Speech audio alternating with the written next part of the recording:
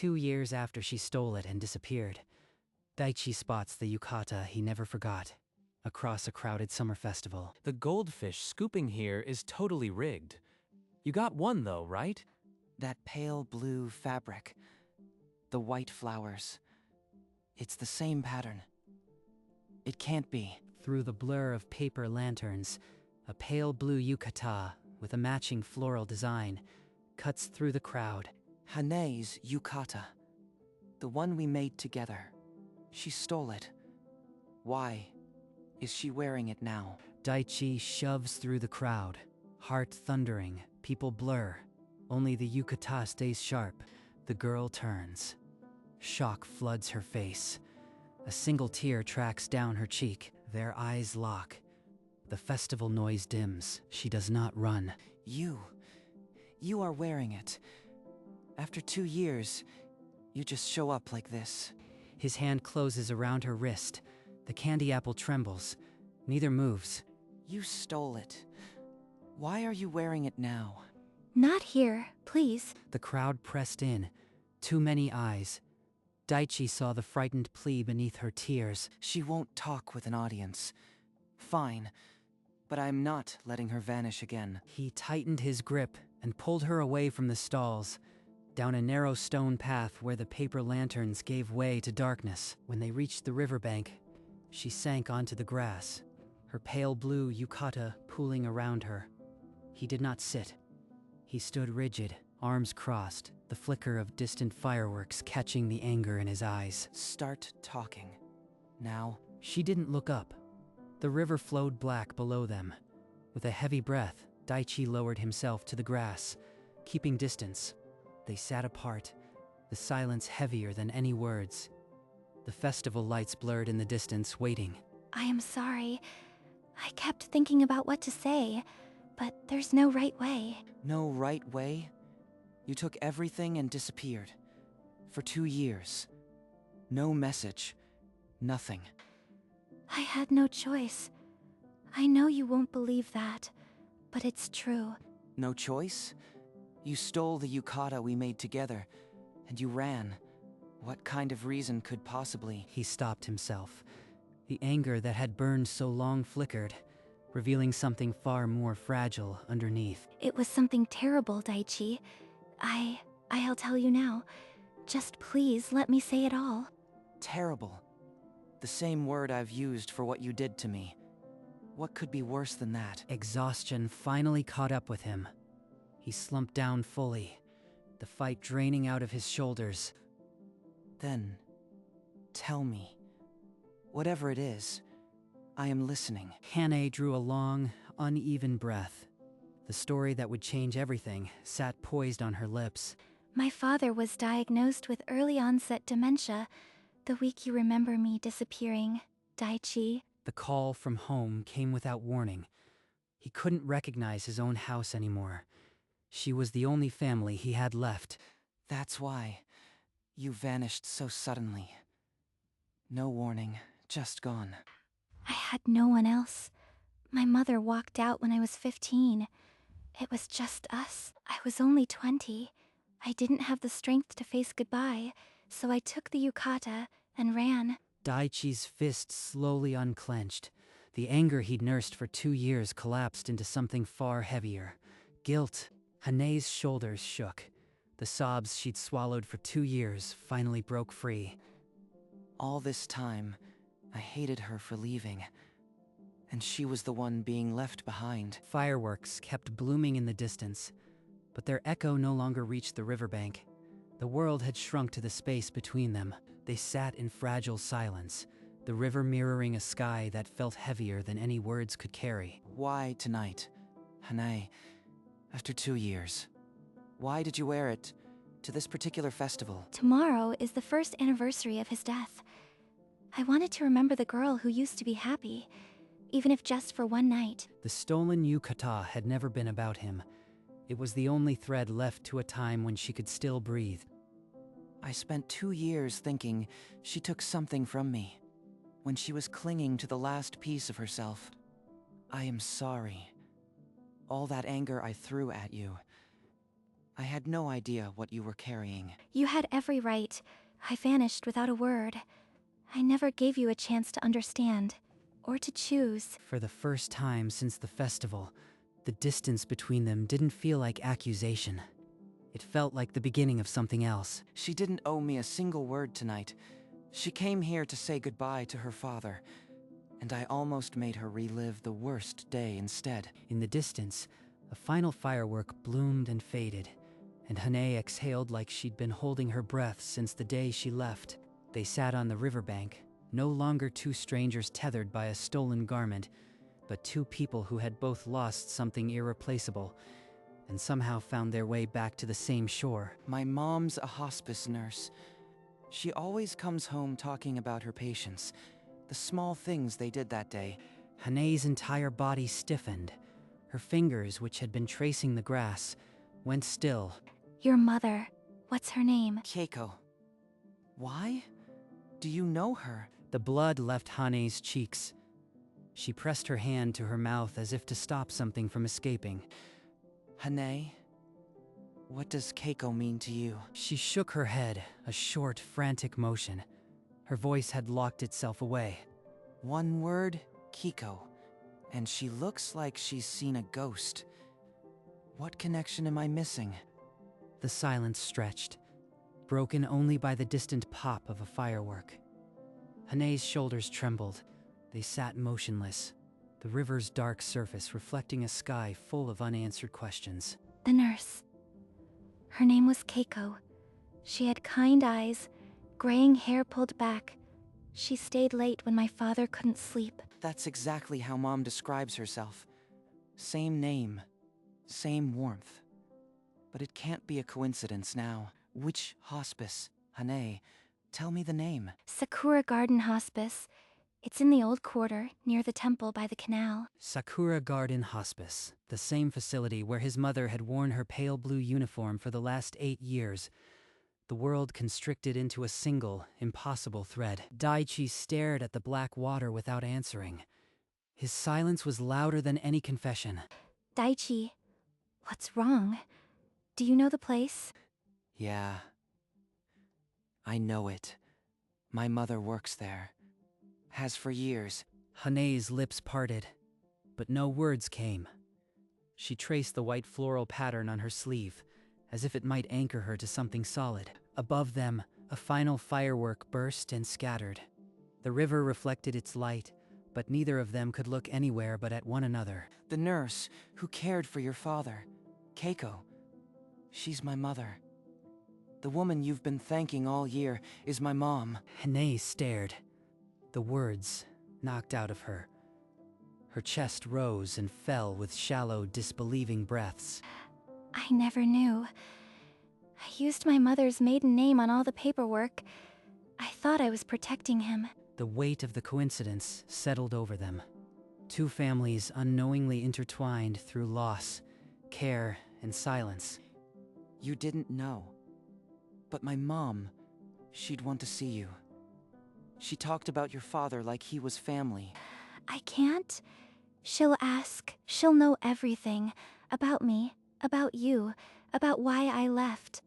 She already knows the hardest parts. She held your father's hand when you couldn't. Let her hold yours now. Hane's hand trembled, then stilled. She gave a small, wet-eyed nod.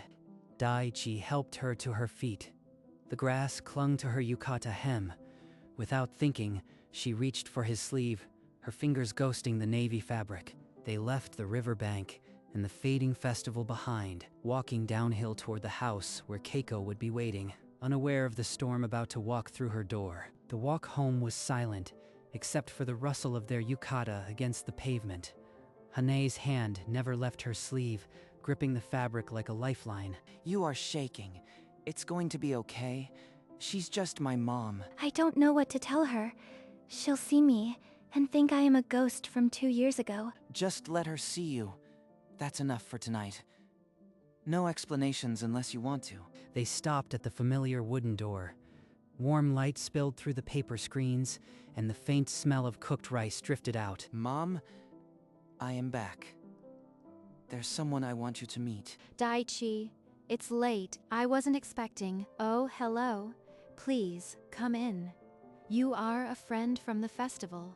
I am Hane. I am sorry to intrude so late. I know this is unexpected. Hane, that name feels familiar. Have we met before? You look like someone I should know. Recognition did not come. Hane stood frozen on the threshold, clutching the yukata that tied together three people who had never truly been strangers. Keiko led them inside.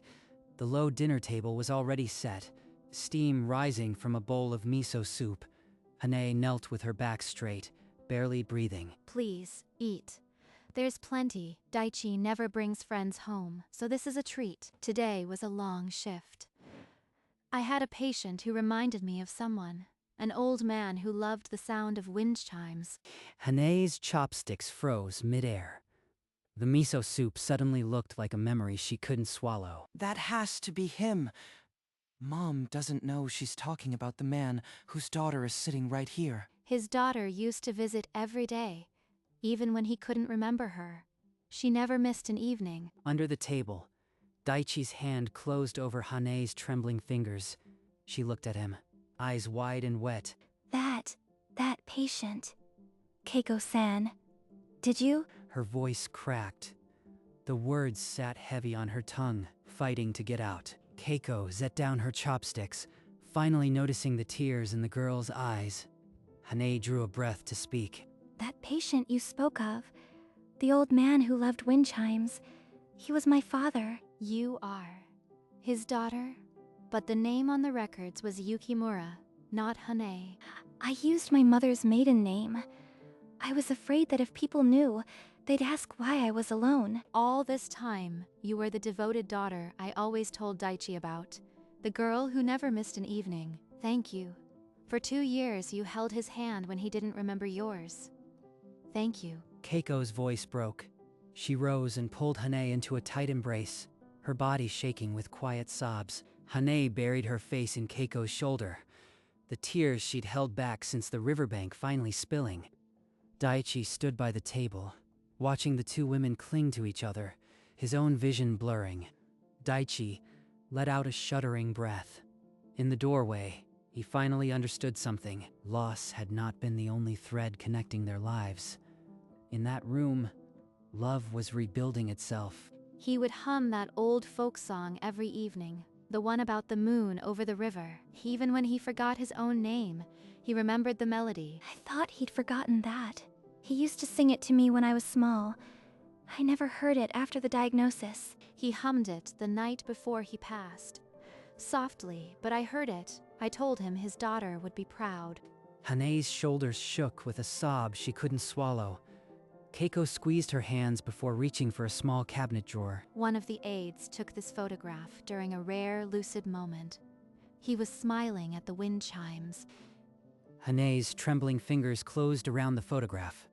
Her father's face stared up at her, gentle and unrecognized but undeniably present. He's smiling. I hadn't seen him smile in over a year before the end. I didn't know he still could. Daichi watched from across the table, his own throat tight. This was a gift his anger had almost stolen. The photo lay on the table between them, a small anchor in a sea of unspoken things. They sat in quiet, shared loss. Outside, the festival lights had dimmed, but inside the modest house, something brighter was taking hold. Keiko quietly cleared the dishes, leaving Daichi and Hane alone by the entrance. The night air held its breath. Tonight was a lot, but I am glad you came, Hane. I can't just be your girlfriend again. I am not the same girl who left 2 years ago. Neither am I. But I don't want you to vanish from my life. Not again. Too much has happened. We can't pretend. I need time to find myself again. Then let's not pretend. Let's just start from here. Slowly. No expectations. Next festival. Maybe we both wear them again. You in navy, me in this. I'll be there. Same place. Same night. Not as a promise, but as a start. She nodded, her fingers brushing his sleeve one last time before she turned toward the empty street. He stood in the doorway, watching her fade into the lantern-lit night, the weight of a new promise holding him there. The months blurred. Keiko's phone calls with a quiet girl named Hane became routine. Hane visited the grave today. She left flowers and asked if you'd still be at the festival. Daichi sat by the river, the navy yukata folded beside him. He ran his thumb over the pattern. I told her I'd be there. Same night, same place. Not a promise, but a start. The summer festival returned. Paper lanterns lighting the same streets. In her apartment, Hane shook out the pale blue yukata. The white flowers still held their shape. Tonight, the waiting ends. He stepped outside, the navy yukata settling on his shoulders like an old question. The festival lights bled into the night sky. He walked toward them alone. She might not come, but he would be standing there. In the place where they first locked eyes, Daichi stood by the goldfish scooping stall, scanning the crowd with a tight chest. The same navy yukata, the same hope. Among the lanterns, a pale blue yukata cut through the noise. The white flowers swayed with every step. Daichi's breath caught. The same pattern he had seen 2 years ago, now walking toward him by choice. She came. Hane stopped a few paces away. Their eyes locked for the second time, but this was not an accusation. It was a welcome. She smiled, a small, tentative curve that made the corner of her eyes crinkle. Nothing like the tear-streaked shock of their first encounter. You are really here. Navy and pale blue, identical white flowers. A promise kept. The festival noise softened. For a moment, it was just the two of them in a world that had finally started to make sense. He smiled, and she smiled back. The beginning they had promised across months of waiting had arrived. Daichi extended his hand, fingers trembling. After everything, the anger, the riverbank, his mother's embrace, this gesture felt like the most honest thing he'd ever done. She placed her hand in his. The warmth traveled up his arm like an old, familiar language remembered without words. They walked through the lantern-lit lanes. The festival night felt different now, shared, no longer stolen. Same stalls, same glowing paper lanterns, but this time, they were not strangers passing in the dark. You tried for 20 minutes last time before you caught that one tiny fish. The stall owner felt sorry for you. And you dropped it, right away. Let's see if tonight's luck is a little kinder. They crouched by the goldfish game, shoulders touching, arguing softly about the best scooping technique. The vendor pretended not to watch. You remembered. After all this time, you remembered it was my favorite stall. I remember everything, Hane. Especially the things that still ache. Come on. Let's try again. The distant drumming of the festival dance echoed, pulling them gently toward the courtyard filled with paper lanterns and laughter. The open courtyard glowed beneath a canopy of lanterns. Couples moved in slow circles, but Daichi's eyes held only Hane. Shall we? One more dance, just like before. She placed her hand in his, and they stepped into the circle. The same folk melody from their 19th summer filled the night. He led her into the familiar rhythm. Their yukata sleeves brushed like old friends, remembering a language of their own. I never thought we'd do this again. Not once. The words cracked something open in his chest. He smiled and pressed her hand gently. Above them, the first fireworks split the night. Color washed over the courtyard, turning their yukata into fleeting canvases. The song faded. They stopped moving, foreheads resting together, breath mingling. The dance was over, but the stillness held them. Navy and pale blue, identical white flowers. The fabric that had once been stolen now kept them close. The courtyard spun on without them. For one breath, they were the only two people in the world. They settled onto a wooden bench at the courtyard's edge, hands still laced together. Thank you for coming back. For trusting me enough to wear the yukata again. I am not the same girl who left Daichi. I don't think I ever will be again. I am not the same either. But maybe that's not a bad thing. A short laugh escaped her. surprising them both. The tension cracked, leaving something lighter. Let's find out who we are now. Not as a promise, but as us. No expectations. Just you and me at another festival, seeing what happens. He stood first, pulling her gently up. Their hands remained clasped, a quiet vow. The night had deepened. Lanterns dimmed, but the path ahead felt wide open. Navy and pale blue moved side by side, the yukata patterns mingling under the last fireworks. They walked through the emptying festival, hand in hand, past vendors folding their lanterns. The night air cooled. Did you know there's a stray cat near the hospice? Keiko-san feeds it every morning. Yeah. Mom told me. She's thinking of bringing it home to catch mice. They laughed, and the sound felt clean, like a window thrown open in a forgotten room. The path sloped toward the main gate. Behind them, the last lanterns were being quietly snuffed out. Hane pointed. Above them, the sky erupted with the finale, gold and crimson blooming in silence. The light washed over their yukata, navy and pale blue, identical white flowers catching fire without burning. They stopped walking, hands still linked, heads tilted upward as the colors faded. Neither spoke. The quiet between them was full, of grief, of recovery, of days too long apart. When the last spark died, they turned together toward the gate, stepping out of the festival and into the night. Outside the festival gate, the night was quiet. The last of the fireworks smoke drifted across the stars. Every year, let's wear these yukata. Same night, same place. Yeah, every year. That's not a promise. That's just what we'll do. They smiled, and the past 2 years no longer felt like a whole, just a long road that had finally wound home. Navy and pale blue, the matching patterns brushed as they turned together toward the dark street. Linked hands, no words needed. The festival had given them back something neither had dared to name. They walked side by side, past shuttered tea houses and sleeping stalls, the lanterns finally dark. Above, a single late firework bloomed small and lonely, then faded into nothing. In the silence that followed, the only thing that remained was the sound of 2 pairs of sandals on pavement, perfectly in step, and a promise, unspoken but certain. Next year, under the same lanterns, they would dance again. The festival lay silent now, paper lanterns dark, booths shuttered. The last visitors had gone.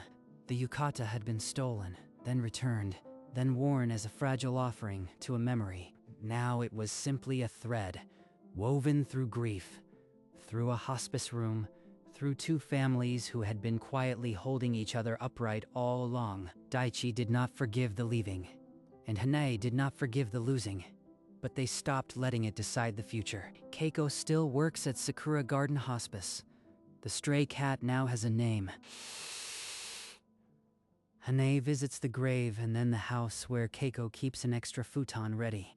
The festival will return. The lanterns will be lit again, and when that night comes, 2 people in navy and pale blue will step into the circle and dance, not as a promise, but as a certainty. Because the yukata was no longer stolen, it was simply theirs. Navy and pale blue, white flowers still holding their shape. 2 years of wait, and the fabric had not torn. Their hands remained clasped, a quiet anchor.